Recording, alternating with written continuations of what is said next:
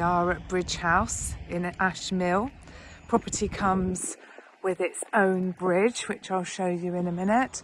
It used to be an old shop, come store, probably over 100 years old. Now it's fully furbished, ready for occupation. It's got a lovely garden. It's sunken, and then it's got some lovely stone walls around it, and you can see the starting there of a beautiful hedge. I'm going to take you over the bridge.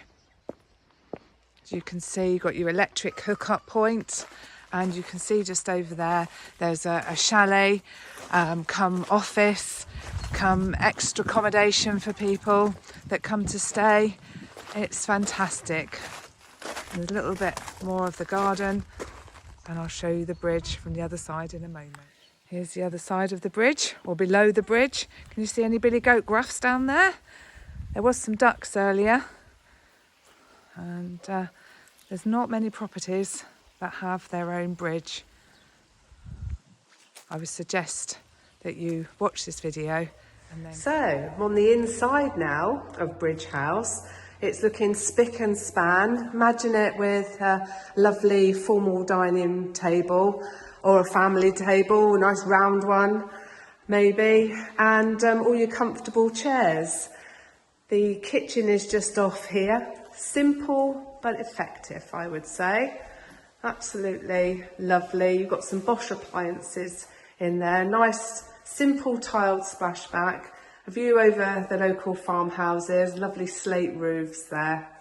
So we're going to have a look in a moment down those stairs. There's 3 bedrooms and a bathroom down there, and a really unusual feature. As you can see, we've got nice glass balustrade with pine stair rails. So we've come down the exposed stone wall, downstairs into the lower ground floor. This is probably the bigger of the bedrooms down here. You've got nice frosted glass here, so that it gives you just a little bit more privacy because you are in the middle of the village. I will take you straight over to this bedroom here, which is probably the smallest. As you can see, you've got a lovely window up there, throwing some nice light in. All the window ledges have got some Cornish beech window sills. I'll show you them in a little bit more detail in a minute. So this is the second to smallest room, I would say. Now this is what I wanted to show you. Just under here is the old millstone, virtually in place, and it's a lovely feature to this property with the glass over the top. There's a little light on in there as well, and there's an emergency exit there for you. Let's head upstairs now to the loft room. Here we are upstairs in the loft room. You can see a nice window there overlooking the farm at the back of us here.